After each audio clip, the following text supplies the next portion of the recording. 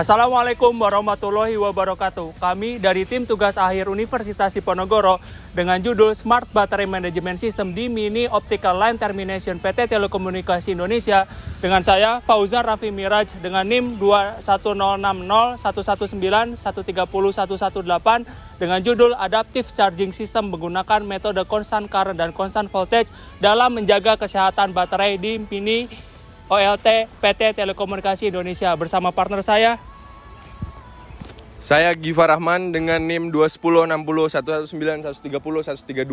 dengan subjudul Perancangan Website Pemantauan dan Bot Notifikasi berbasis Firebase pada Smart BMS di Mini OLT PT Telekomunikasi Indonesia.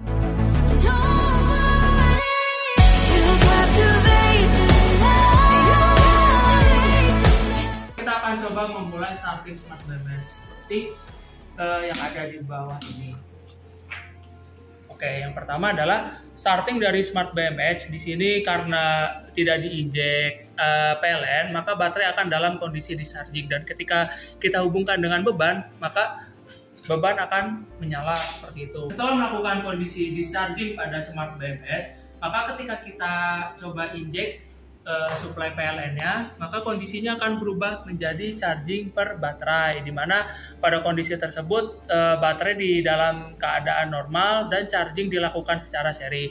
Bisa dilihat bahwa ini kondisi charging belum diinjek tegangan, dan ketika diinjek tegangan kami menggunakan sumber 48 VDC yang ketika diinjek maka baterai akan masuk ke dalam kondisi cycle loop. Ini adalah serial monitor yang terbaca pada Arduino Mega dan juga ESP32, di mana terlihat pada dua serial monitor tersebut terdapat latensi, yaitu delay yang dibutuhkan antara waktu yang terjadi hingga pengiriman data ke Firebase itu sendiri. Ketika saya ganti kondisinya menjadi charging, akan terjadi perubahan kondisi dari asalnya AC cold down menjadi kondisi charging, dan di mana PLN akan bernilai normal. Seperti itu. Kembali kepada masa pengembangan dari Smart BMS itu sendiri. Yang pertama ini adalah perancangan dari Smart BMS sebelum Smart BMS itu dirakit. Ini adalah keseluruhan komponen dari Smart BMS. Pada pengujian kali ini kami akan menguji mengenai bagaimana sistem melakukan prioritas dalam melakukan charging discharging ketika ada drop tegangan. Terus yang kedua, kami akan menguji fungsionalitas dari relay itu sendiri. Pada kondisinya baterai satu memiliki nilai tegangan yang lebih kecil.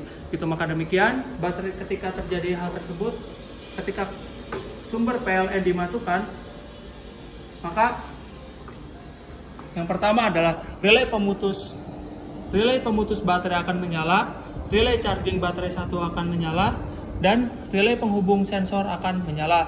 Bisa dilihat bahwa baterai akan melakukan constant current terlebih dahulu dengan duty cycle yang sudah ditentukan. Setelah melakukan pengujian selama 1 jam dalam metode constant current, dapat diketahui bahwa yang pertama, ketika melakukan constant current sebesar 1,5 volt seperti berikut, maka akan terjadi kenaikan tegangan yang semula dari 11,6 volt menjadi 12 volt dan sekarang menjadi 12,6 volt. Setelah melakukan pengujian constant current, di sini kami akan melakukan pengujian constant voltage. Pengujian constant voltage dilakukan dengan menggunakan baterai dari PT Telekomunikasi Indonesia secara langsung seperti yang tertera pada di sini, dengan kondisi nilai open circuit sebesar 12,69, dan tertera pada ini ketika kita melakukan kondisi charging dengan menginjek tegangan PLN akan muncul relay seperti kondisi sebelumnya dan masuk ke kondisi constant voltage. Setelah melakukan pengujian selama 1 jam 30 menit, maka diperoleh hasil seperti berikut. Yang pertama adalah penurunan arus yang asalnya dari 1 ampere menjadi 0,45 ampere. Yang kedua adalah perubahan tegangan yang asalnya menjadi 12,6 menjadi 13,04. Dan pada LCD display tercatat bahwa SOC baterai memiliki nilai antara 100% dan waktu melakukan proses charging dengan constant voltage yaitu sebesar 1 jam 39 menit dengan duty cycle 43,14%.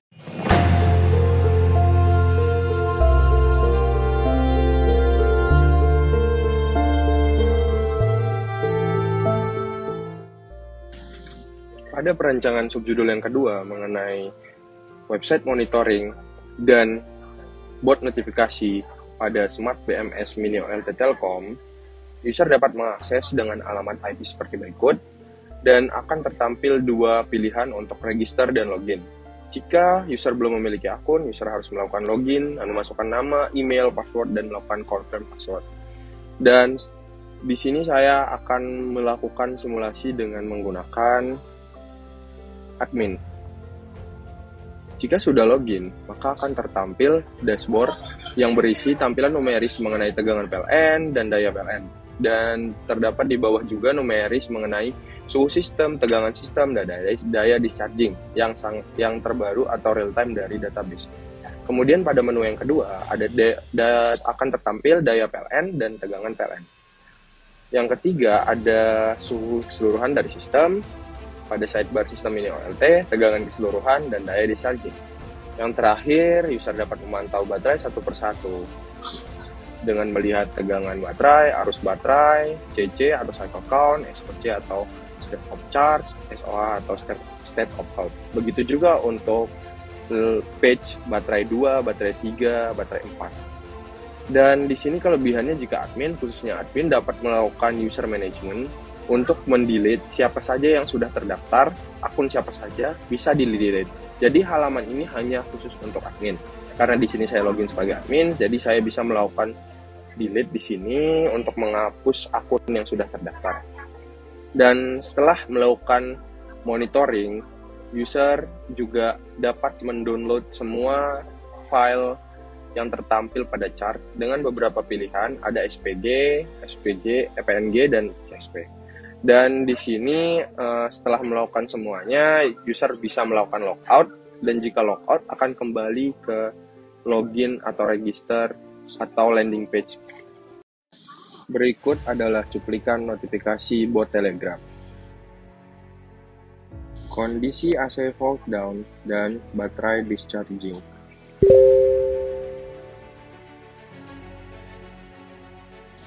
Kondisi normal. Kondisi baterai charging.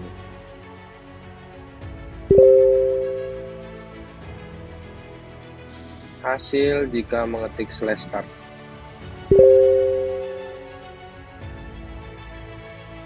Kemudian akan muncul beberapa pilihan.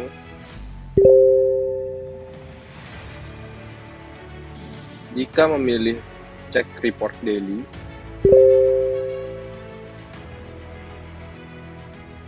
jika memilih cek kondisi baterai, jika memilih cek kondisi PLN,